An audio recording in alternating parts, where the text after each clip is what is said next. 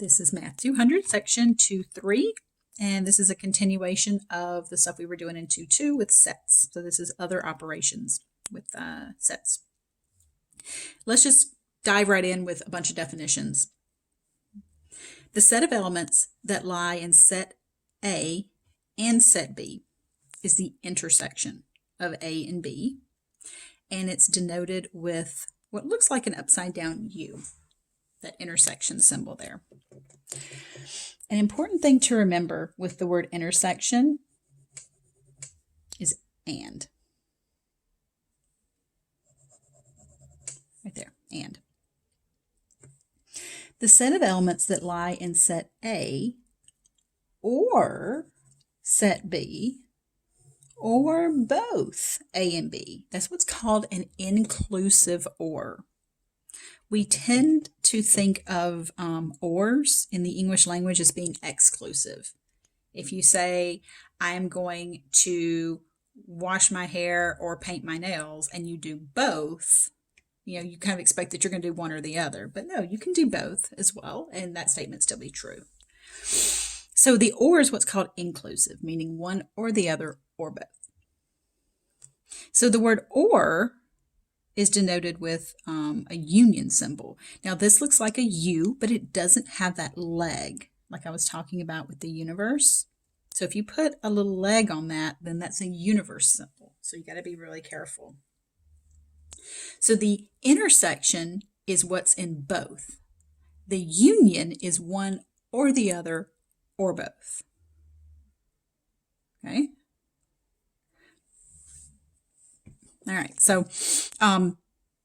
you can kind of think about it as the intersection is like, just say that, two people come together and they have kids together. Then those kids are their intersection. The union would be like, the Brady Bunch, right? You got like the mom's got some kids and the dad's got some kids and they come together, they union their families, and you've got, kids from one parent or the other parent, or maybe they have kids together and now you've got, kids from one or the other or both. So you can think about it like as terms of a union of families. So the intersection is just, where your parents intersected to make you. That's terrible to say. I'm cracking myself up even thinking of it. Anyway, so if two sets have no elements in common, then we say they are disjoint. That's written that the intersection of A and B is the empty set. So that's how we would write a disjoint set, or disjoint sets. So A is 1, 2, 3, 5, 9, and B is 3, 5, 7, 13. Let's list out the elements that are in the intersection and the union. Remember, the intersection is the and, is the overlap. It's what the two have in common. The union is what happens when these two families come together. It's anything that's in one or the other or both. A lot of people mistakenly assume that the union and the intersection are opposites of each other, and they're really not. In fact, the intersection is included inside the union. All right, so pause the video and see if you can write out the elements that are in these two sets. All right, so the intersection is the stuff that is in both A and B. Let's see, what's in A and B? 3, 5. What else? That looks like it. Looks like 3 and 5 are the only elements that they share. So that's the intersection. That's in what's in both. So that's the elements in both A and B. All right. The union is anything in A or B or both. So we're just going to list out everything from here and just don't write anything twice. All right, so A is 1, 2, 3, 5, 9. B is 3. I've already got that written, so I don't have to write it again. 5, I already have that one written. 7, 13. No, they don't have to be in numerical order. So these are elements in A or B or both. So this is the intersection, this is the union. So remember, the union is just unioning these two families together. Okay. So pause the video, and here's 3 sets, A, B, and C. And I want you to try to find the intersection and the union. So remember, the intersection symbol looks like this. It kind of looks like an A for and, right? The union symbol looks like a U. The intersection is both. It's where they overlap, what they have in common, what they share. The union is just merging the two families together. Just everybody moving in together. All right, so pause the video and see what you can do with it. All right, so the intersection of A and C. Let's see, what do they have in common? Looks like they just have one in common. So that's just going to be the set that just contains the element 1. The union of A and C, all right, well, that's going to be 1, 3, and 1, 5. I'm not going to write 1 again, so just don't write those duplicates. The intersection of A and B. All right, well, what do A and B have in common? Uh-oh, they don't have anything in common.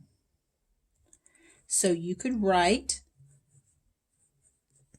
that their intersection is empty, or you could write that it's the empty set. Don't put those together, though. Don't put the empty set symbol inside there. The union of A and B, no, is just A smushed together with B. Just bringing those two together. So remember, intersection is overlap, or what's shared. Union is what's shared and what's not shared. You know, it's just anything in A or B or both. We can use what's called Venn diagrams to represent the union and the intersection. So if you're a very visual person, like I tend to be a very visual person, then this might be helpful. So the universe, remember, is the outside rectangle, and then A and B are these circles. The or here for union means in A or B or both. See where those two circles overlap? That's part of the union. Remember how I said you got to think of union as in like two people bringing their families together. And maybe one of them has kids of their own, one of them has kids of their own, and then they have kids together. So that would be the union of their families. So it would be the kids from this side, the kids from this side, and then the kids they have together. The intersection is just the kids they have together. Okay? So the intersection is just the overlap.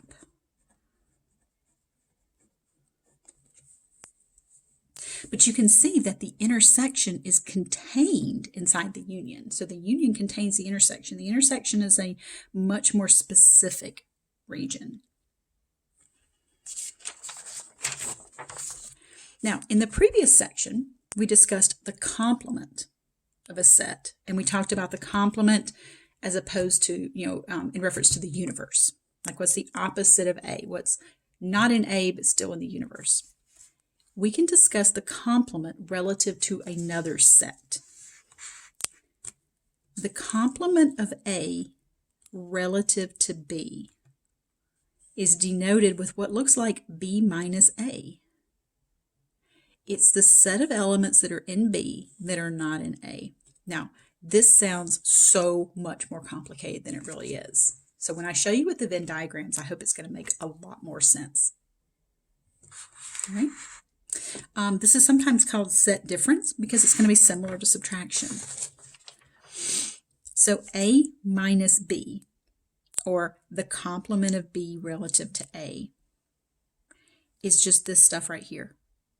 So look, if you think about it as subtraction, and you look at all of set A, so everything inside circle A, and then you remove the part that's also in B, which is this little region right here. That's your A minus B set. Your B minus A set is the circle B, and we remove the part that's in A.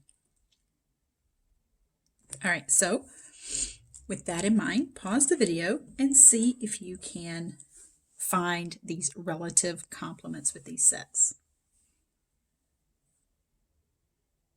All right, so I didn't put commas in there. Probably should have, just to show that those are individual letters there. So what is A minus B? Well, we're going to start with A, and we're just going to take out anything that happens to be in B. Okay, so I would write, for this, I would write A, B, C, D, E, F.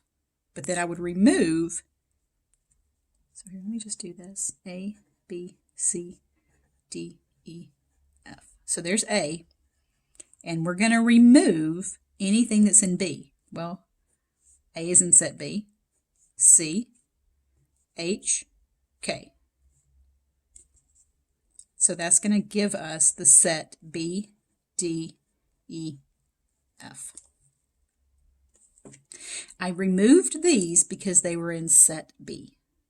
Now, if you can do this in your head and go straight to this answer, that's fantastic. I would just rather show you too much work than not enough. All right, so B minus A. B is A, C, H, K. Now let's take out anything that's in A. All right, A is in set A. C is in set A. Is H up here? No. K? No. Okay, so that one's just HK. So it's very complicated sounding up here, but really in practice it's not too terrible. It's a lot like subtraction. So much so that we often don't want to say all of this, you know, the complement of A relative to B, the complement of B relative to A. It's so much like subtraction that we'll actually say A minus B and B minus A. Okay, so let's draw the Venn diagrams for these. We already know what the Venn diagram for A intersect B is going to look like. So how are we going to do this for the complement? See that little line up there? That's the complement of B. Well, I did this in stages. So I first drew the two sets here, and I shaded A. So A is in blue. Then I shaded the same thing, but to show you B complement. That's everything outside of B. Their intersection is their overlap. So if you were to do these together, where does the blue and the pink overlap? What region is shaded in both blue and pink? Notice my use of the word "and" here for the intersection. Well, just this region right here. That's what's in blue and pink. All right, so let's look at a different one. This one is the complement of A union B. So first let's find the union, and then we'll talk about what's not in the union. Okay, so the union, and then what's not in the union. So the union is everything shaded in blue. Remember, the union is A or B or both. Everything that's not shaded in blue here would be all this outside stuff. That's stuff that's in the universe, but not in A or B or both.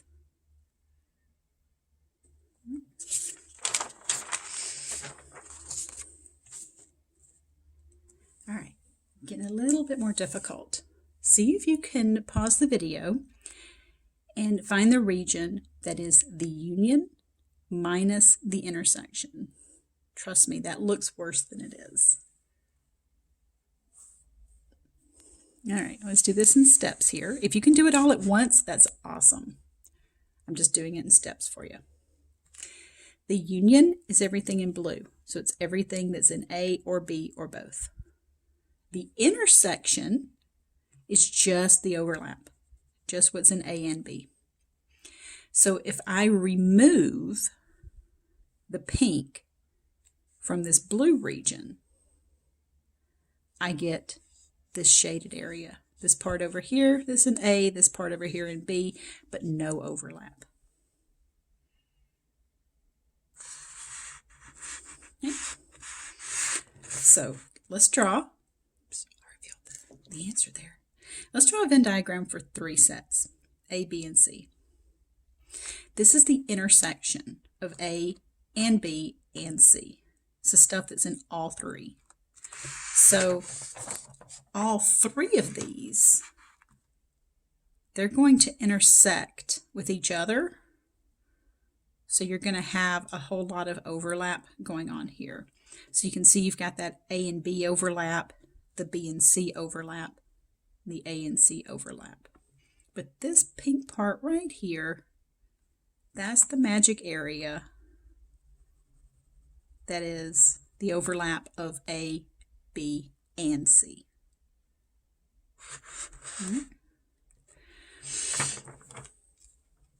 So pause the video now that you kind of know how to draw the circles and see if you can shade this region. This is A intersected with B union C.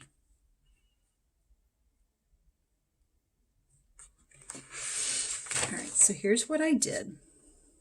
I drew the 3 circles and I shaded A in blue.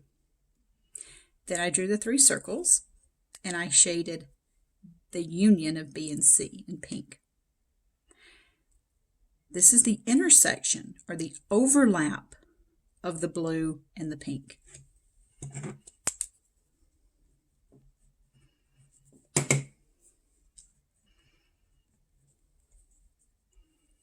So this is everywhere where the blue and the pink overlap.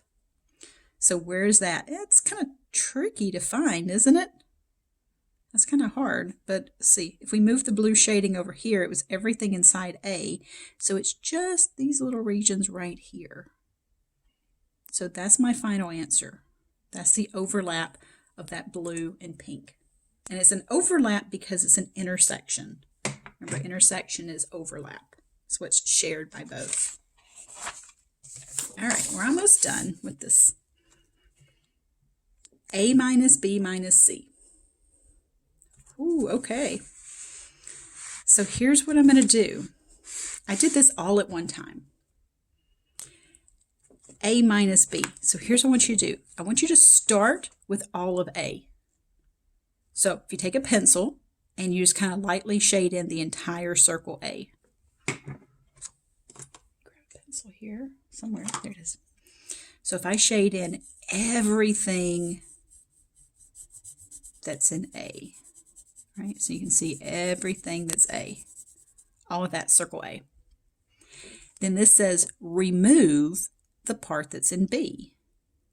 All right, so now I got to remove that stuff right there and that stuff right there because it's in B. Oh, and also remove the part that's in C. Oh, okay, so I'm going to remove that right there. So what am I left with? Just this stuff right here. So it looks like it's going to be something really confusing and hard, but it's not too bad at all. All right. Word problem. In a club with 30 members, 18 take a math class, 5 take both math and biology, and 8 take neither. How many members take a biology class but not a math class? So this is more of a wordier version of the whole union, intersection, complement kind of thing here. So let's use a Venn diagram.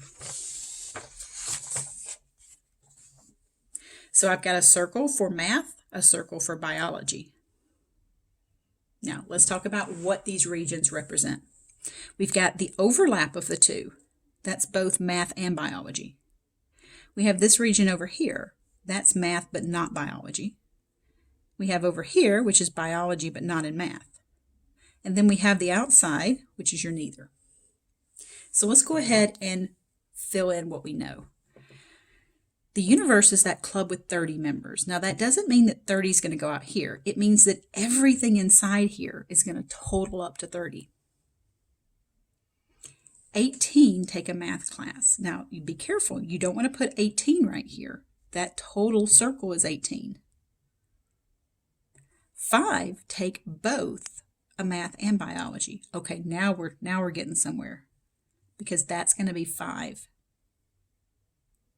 Now, this 18 that take a math class includes the 5 that's taking both.